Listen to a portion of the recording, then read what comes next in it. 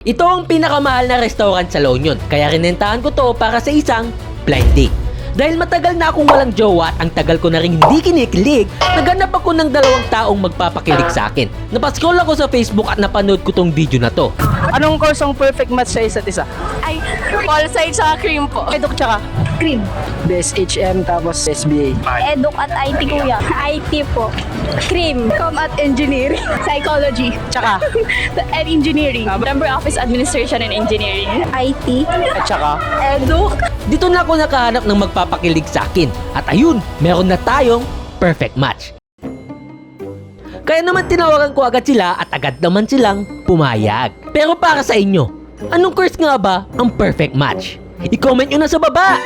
Balik tayo sa video. Sila na nga ang napili natin. Perfect match nga ba talaga sila? Ako po si Lian Ritares. BSEd major in Filipino. CJ Robis, BSIT. Para sa akin, yung perfect match sa BSIT, siguro Eduk, IT and Eduk. mga shorty. Nandun kasi yung crush ko. Excited po, tapos kinakabahan. Kinakabahan na excited. bakit ka naka-search? Ito na nga, magkalapit na nga sila. At magkikita na ang isa't isa. Oh, ready na. Kinakabahan, pero ready. girl, ready ka na ba? Opo. Actually, inimbitahan ako ni You Were Captured na may blind date daw ako. For experience po din, baka yung crush ko yung ipa-partner. Tinanggal na nila ang blindfold at ito ang nangyari.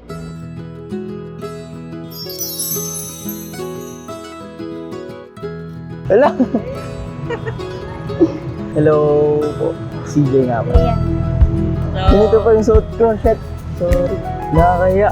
Pre, kinikilig na, ewan. Bago kami pumunta sa restaurant, ay binigyan muna namin sila ng free photoshoot.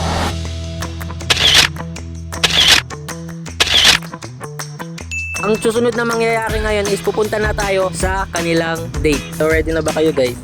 Ready na, syempre. So ano pang hinihintay natin? Tara na! Binandfold ulit namin sila para surprise! Ang asdang driver natin! Drive ko kayo kahit saan kayo magpunta. Last dog! Curious. Curious ako, inulaan ko kung anong restaurant yun. Gutom ako eh.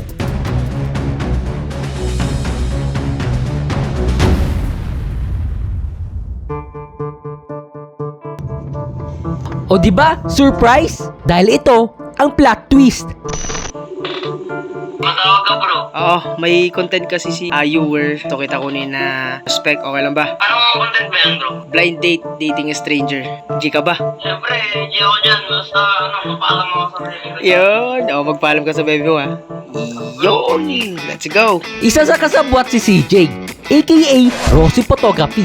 Lahat ng sinabi niya ay scripted lang. Ayos ba? At hindi talaga siya ang makakadate niya ate. Bakit? Anong course ang perfect match sa isa't isa?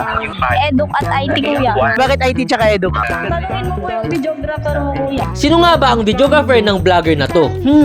Bago natin malaman, tuloy muna natin ang aktingan. Dinala na nga natin sila sa mamahaling restaurant. Uy, airconited.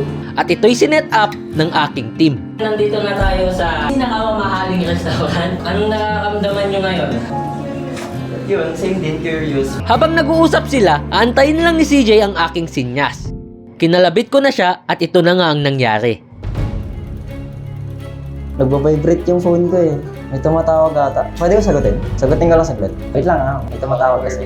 Agad-agad kaming lumabas para hindi sagutin ang tawag, kundi para sabihin ang totoo. The revelation.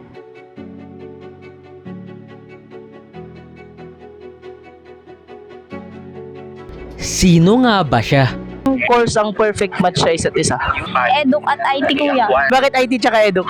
Tanungin mo po yung videographer mo kuya. Siya nga ang videographer na tinutukoy niya sa video, si Ernilo. Ang buong akala niya, videographer lang siya sa video na to. Pero ang di niya alam, siya talaga ang makakadate ni Lianri, ang ating Eduk na patay sa kanya. Bago sila magharap, panuorin muna natin kung paano siya masaktan. Ano bang pakiramdam na hindi kayo ma-partner sa Eduk na sinasabi doon sa video? Wala sad. Naka-expect ko akong magiging partner niya. Pero sabi ni Viewer, magiging videographer ako ng content niya. Masaya na sad. Ganun. Tignan nyo, parang di na may pinta ang mukha niya sa sobrang selos. Mukhang gusto pa ngang ihampas ang pinakamamahal kong gimbal. Kunwari masaya, nasasaktan na pala. Di ko na pinatagal, pinaupo ko na siya sa harap ni ate na wala ring kaalam-alam kung ano na ang nangyayari. At dahan-dahan nilang tinanggal ang blindfold. So, 1, 2, 3, go!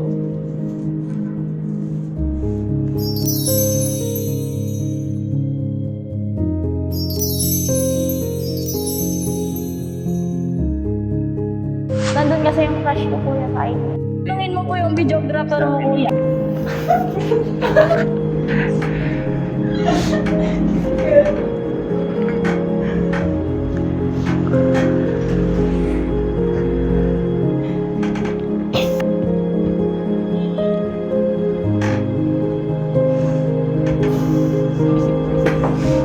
Hindi ko po in-expect. May twist pala. Kilig-kilig. Kanina malungkot ako kasi ang alam ko talaga ako yung videographer hanggang matapos yung content. Pero di ko alam na may twist pala. Kaya yun, sobrang saya kasi siya yung...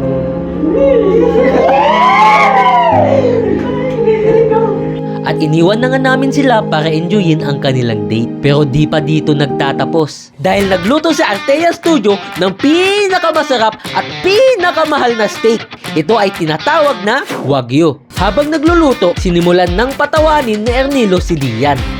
Pero ngayon, ako pala yung kadate mo. Ano yung nararamdaman mo?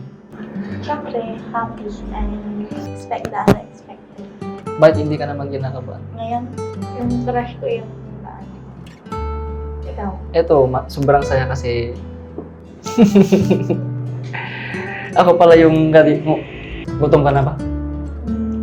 Ako lang. Baka busog ka na. Kasi ako yung kadate mo. Naku, itong dalawa, kilig na kilig naman sa usapan. Saan mo naman gusto masyal? Beach. Kahit saan. Kasama ko yung crush. Uy, tama na yan! Sobra na yan eh! Pero kapag ipapaalam naman kita sa parents mo na pumasyal tayo gano'n, pahig naman sa'yo. Kaya mo doon. Siyempre naman. Makapal mukha ko eh. Ganda ng lugar mo kahit simple lang. Parang ikaw. Yun guys, ito po yung niluto ni Artea Studio. Ito ang pinakamahal na steak. Sinerve na ang kanilang pagkain. May salad at syempre, hindi mawawala ang wine. Habang ine-enjoy ang kanilang pagkain, Nag-ready kami ng earpiece pa to para malagay namin sa tenga ni Ernilo. Tusan namin kung ano yung mga banat na sasabihin niya. Ay, may tanong ako. Kalendaryo ka ba? Kalendaryo ka ba? Bakit? Hindi ka man buwan pero gusto ko takati. Hindi ka naman bon pero gusto kita kadate. Sabi mo ano, saktong eduk student ka, turuan mo kung paano mahalin ka. Di ba eduk student ka? Saktong eduk student ka.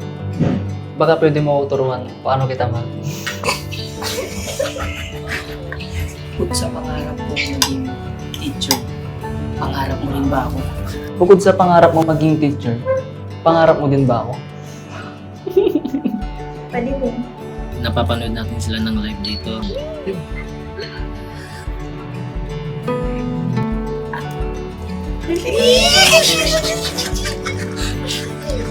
Hindi naman siguro ito yung last na pag-date natin. Masusunod. Yung? Pasok po. May rice na. Dinala yung kaldero. Kaldero.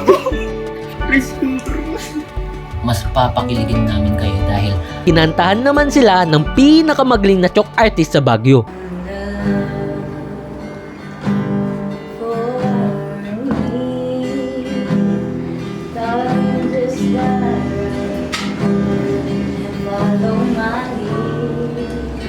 Wow! Naku, grabe, sinayaw pa nga niya ito. Yehey! At ito ang huli. siguro ito na yung ay huling pakulo natin. Bibigyan natin sila ng mga private usap-usap. So papatayin natin lahat ng cam pati yung lapel nila. So let's go. Pinalikan na natin sila dito. Kamusta naman yung date nyo? Okay lang naman, nag-enjoy. Kasi nakadate ko si ating Edo. Masaya po kasi nakadate ko yung crush ko.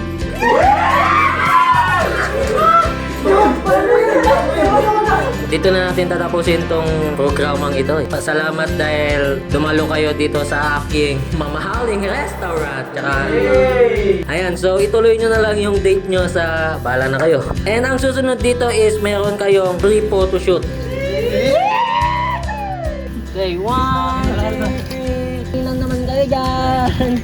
Sa video na to, makikita natin ang dalawang estrangherong may paghanga sa isa't isa. Tandaan, hindi masama ang pagkakaroon ng crush sapagkat ito ay isang natural na bahagi ng buhay at emosyonal na proseso ng tao. Dahil ang pagkakaroon ng crush ay maaaring magdulot ng kilig, saya, inspirasyon at motibasyon sa isang tao. Ngunit ito ay maaari ring maging sanhi rin ng takot at pag-aalinlangan. Huwag kang mawalan ng tapang.